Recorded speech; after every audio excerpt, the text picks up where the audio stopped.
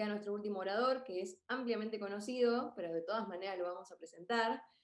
Así que para, bueno, hablar un poco de lo que viene, tenemos a Agustín Laje, que es politólogo, recientemente magíster en filosofía por la Universidad de Navarra, escritor, y bueno, también un poco influencer. Creo que ese no es el título que uno más quisiera tener, pero creo que vale en este caso. Así que, bienvenido Agustín, todo tuyo.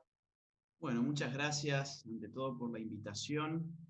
Gracias a Luca Fiorini, gracias al Foro Patriota, al Foro Patriótico, perdón, Manuel Belgrano.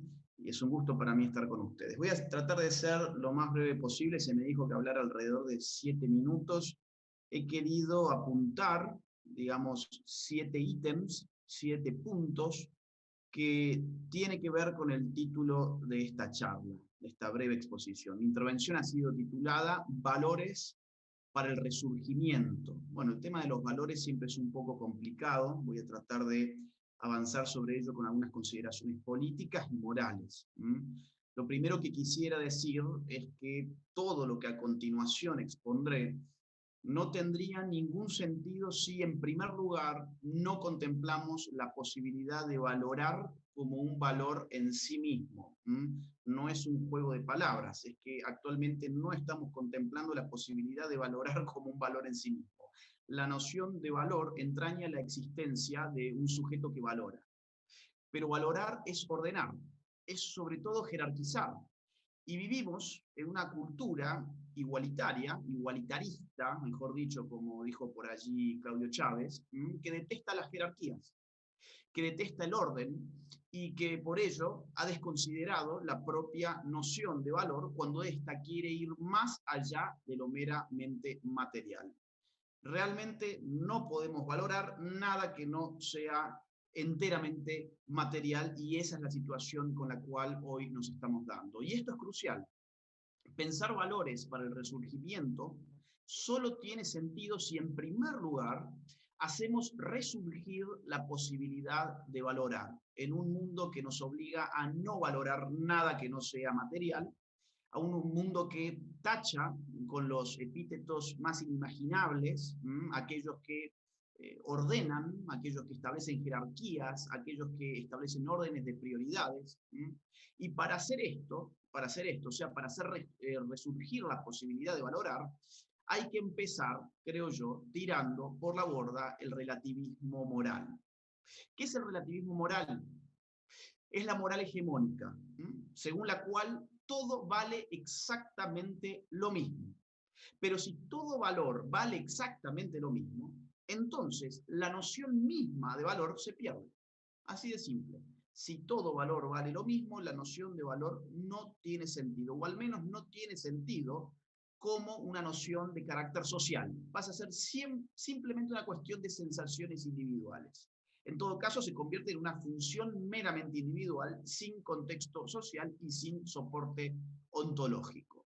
Esta pequeña intervención que estoy haciendo solo tiene sentido si empezamos por descartar la ideología del relativismo moral y aceptamos que no todos los valores valen lo mismo. Por ejemplo, no vale lo mismo respetar a los padres o no respetarlos. No vale lo mismo cumplir las leyes justas o no cumplirlas. No vale lo mismo socorrer a los indefensos o elegir no socorrerlos. No vale lo mismo. Objetivamente no vale lo mismo. El relativismo moral es una estrategia psicológica. En el fondo, es una estrategia psicológica para dejar nuestra conciencia tranquila de que todo lo que hacemos siempre es valioso e igualmente valioso que cualquier otra decisión que hubiéramos podido tomar, simplemente porque nosotros así lo hemos decidido. Pero también se trata de una estrategia política, en virtud de la cual se extinguen las capacidades críticas de los pueblos que quedan privados a la larga de sus capacidades morales. Punto 1, entonces. Dije que iba a trazar 7 puntos. Punto 1. Acabar con el relativismo moral abrirá perspectivas para transformar en un sentido positivo a la Argentina. Punto 2. Y este punto 2 se desprende del anterior. Acabar con la ideología política que se desprende como consecuencia lógica del relativismo moral. Me refiero a la ideología de la diversidad. Este punto es especialmente políticamente incorrecto, creo yo, pero hay que ponerlo sobre la mesa. La idea de que todo lo diverso es valioso simplemente por ser diverso es una idea circular y por eso es enteramente falsa. ¿Sí? Sin embargo, es la ideología política con la cual estamos conviviendo hoy y que atraviesa todos los ámbitos. En lugar de la ideología de la diversidad, en el marco de la cual se nos proponen las extravagancias más bizarras como dignas de ser celebradas, admiradas e imitadas, volvamos a valorar al hombre común y a la mujer común. Esa es la propuesta. Volver a valorar al hombre común y a la mujer común. Evidentemente esto que estoy diciendo molestará a muchos. La ideología dominante hace que todo esto suene horrible. ¿Quién es el hombre común? Exclamarán muchos indignados, ya me los imagino. No existe lo común, no existe lo normal, dirán los autotitulados deconstruccionistas o amantes de la deconstrucción. Nueva palabrita de moda que esconde lo que en verdad están llevando adelante, que es un proceso de destrucción cultural. Claro, digamos, el hombre común no aparece en la televisión ni se hace viral por Instagram. Pero en la vida real, la vida que se da por fuera de las pantallas, no solo existe, sino que sostiene el peso de toda nuestra existencia social. ¿Mm? El hombre común es el anónimo que trabaja para mantener a su familia. Es el que ama a su esposa, es la esposa que ama a su esposo y que aman juntos a sus hijos. Son aquellos que aman a su patria y que la ideología de la diversidad desprecia, porque su vida es muy normal como para cuadrar en la lógica del reality show. El hombre común es despreciable, porque daría poco rating o porque cosecharía pocos likes. Entonces, punto uno, pensar valores entraña acabar con el relativismo moral. Punto dos, acabar con el relativismo moral entraña cuestionar la ideología de la diversidad. No se trata de acabar con la diversidad, se trata de acabar con la ideología de la diversidad que nos propone lo diverso como un valor absoluto en sí mismo. Lo diverso es valioso por ser diverso. Es un razonamiento, como ya expliqué, circular y por lo tanto falso, pero es con el razonamiento con el cual nos estamos topando todos los días en todos los ámbitos. Por más políticamente incorrecto que sea, yo creo que hay que empezar a cuestionar esa ideología. Punto 3. Cuestionar esa ideología supone a su vez revalorizar la democracia. Muchos se van a agarrar ahora a los pelos porque nos han enseñado en los últimos años que la democracia equivale a la diversidad, que la diversidad es lo más democrático que puede existir. Pero veámoslo desde este otro punto de vista. La democracia no existe allí donde el pueblo no tiene valor alguno. La democracia no existe allí donde el pueblo no tiene valor alguno. De ahí precisamente la palabra democracia, conjunción de demos y kratos, o sea, de pueblo, demos y kratos, poder. El pueblo como sujeto y como objeto del poder. Si el pueblo desaparece, la misma noción de democracia no tiene ningún tipo de sentido. Pero acá está el punto. El pueblo jamás es pura diversidad. El pueblo se constituye más bien en la repetición. El pueblo nunca es pura diversidad. El pueblo necesita algo permanente que se repita a sí mismo para poder establecerse como pueblo, diferente de otros pueblos. Pero siempre requiere el pueblo un algo homogéneo que permanece, subyacente incluso a la vida de los individuos. Que nos hayan enseñado a odiar lo que se repite, porque eso es lo que nos han enseñado, a odiar lo que se repite, a odiar lo que tiene historia, a odiar lo que hoy se tacha como una construcción social y que nos hayan enseñado, sin embargo, a amar enteramente a lo que cambia desquiciadamente, es lo mismo que dejarnos sin la posibilidad de imaginar siquiera un pueblo. Es la repetición la que constituye mayorías, por otra parte. La diferencia solo constituye minorías, que se van fragmentando hasta el absurdo en siglas crecientes que ya nadie sabe siquiera pronunciar. Pasamos, por ejemplo, a ver, no quiero encarnizarme con algunas minorías en particular, pero ustedes fíjense el absurdo, por ejemplo, del LGBT, ¿no? Hemos pasado de la comunidad homosexual a fragmentar a la comunidad LGBT, que después agrega otra sigla, LGBTI, después otra más, LGBTIQ, después 3T, LGBTTTQI, después agrega una A, LGBTTTQIA, y después agrega un más, porque bueno, si no, supongo yo que seguirían con las letras inundando una sigla que, como digo, ya nadie sabe siquiera pronunciar. Verán ustedes que por más que sigamos hablando de democracia, lo cierto es que el principio de legitimidad ha cambiado radicalmente. Hoy ya no hay demos, hoy hay minorías hiperfragmentadas. Punto 4. Los pueblos no están hechos de meros individuos, sino de familias.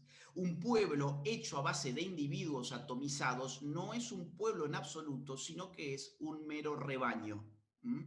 Hay que volver a defender el valor de la familia, que hoy está siendo atacada no solamente en Argentina, sino en todas partes. Como ustedes saben, la familia tiene funciones muy difícilmente delegables, funciones sociológicas como las funciones de socialización, o sea, de aprendizaje social.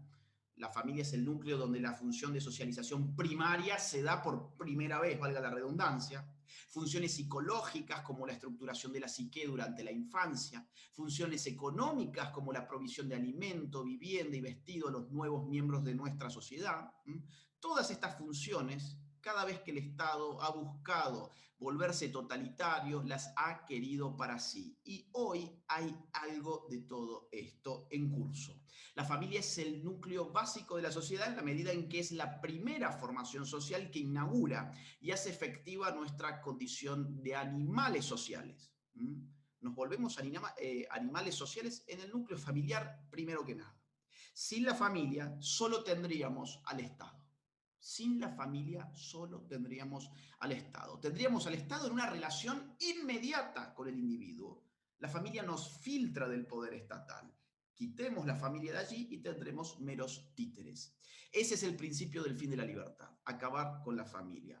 Algo que tienen que entender muy bien, me parece a mí, nuestros liberales, es que sin familia la libertad es una quimera.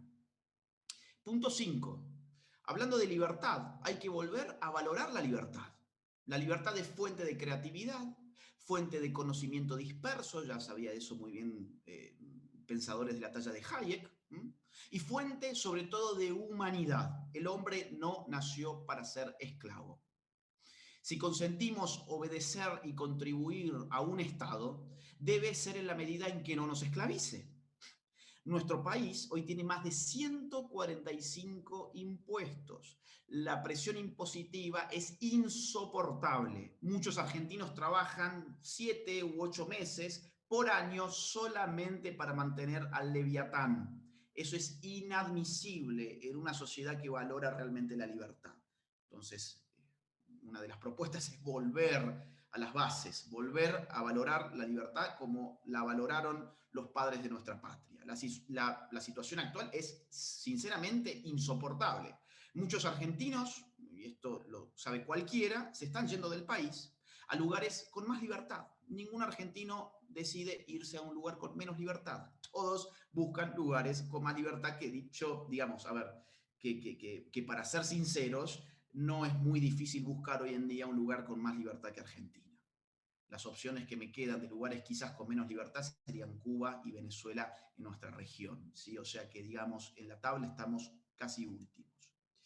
Otros miran a los que se van, con ganas de irse ellos también, los miran con envidia. Qué suerte fulanito que se fue del país, va a poder ser más libre en otro lugar, cruzando quizás, nada, una fronterita, pasándose a Uruguay, por ejemplo, ¿no? Nadie quiere vivir esclavizado. Por eso, volver a los orígenes liberales de nuestra patria resulta fundamental para sacar a la Argentina adelante. Escuchaba recién que hablaban de Alberdi y no puedo estar más de acuerdo con ello. Punto 6. Hay que restituir la cultura de la responsabilidad, que es la única que puede hacer de la libertad algo realmente valioso. La libertad sin responsabilidad no tiene ningún valor, ni siquiera es libertad. La libertad sin la responsabilidad no tiene sentido, pues las elecciones siempre tienen consecuencias sobre las que habrá que hacerse cargo. Quien no se hace cargo del curso de acción libremente elegido no es un hombre libre, sino apenas un niño caprichoso. Quien no se hace cargo de las consecuencias de sus cursos de acción libremente elegidos no tiene la madurez para ser libre. Entonces hay que hacerse digamos, hay que volver a valorar la responsabilidad individual como la contracara de la libertad individual. La responsabilidad está, digamos, ligada directamente, además, a la capacidad de valorar. estamos hablando sobre valores, la responsabilidad está ligada a la propia capacidad de valorar. Precisamente en el hecho de que no todas nuestras elecciones concluirán en resultados igualmente valorados, es que el relativismo moral es ridículo. Si todas las consecuencias de nuestras acciones libres tuvieran un mismo valor, entonces efectivamente el relativismo moral sería algo bienvenido por todos nosotros, pero como eso no es así, el relativismo moral es ridículo. Las consecuencias de estudiar responsablemente no serán las mismas que las consecuencias de copiarse en los exámenes, por ejemplo. Las consecuencias de no trabajar no serán las mismas que las consecuencias de trabajar con vigor. Las consecuencias de, por ejemplo, educar amorosamente a los hijos no serán las mismas que las consecuencias de dejar la educación de los propios hijos a cargo de Netflix, de Disney o del Ali Espósito o del adoctrinador de turno. ¿Ok? Entonces, revalorizar la responsabilidad individual restituye, además, el valor del mérito personal.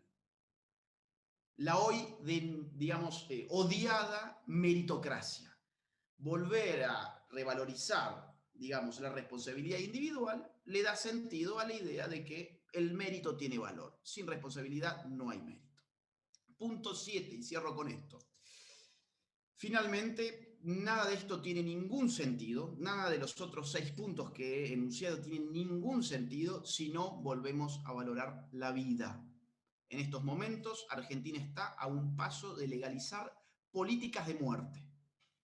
Industrias internacionales, lobbies internacionales, organismos y organizaciones internacionales han venido instalando en nuestro país desde hace ya varios años una cultura de muerte y de odio que no representa las grandes mayorías silenciosas, tal como se han confirmado en las más importantes encuestas públicas, por ejemplo, Jacobe y Asociados. ¿Sí? Apenas un 26% de nuestro país desearía que la ley de aborto pase, que se apruebe.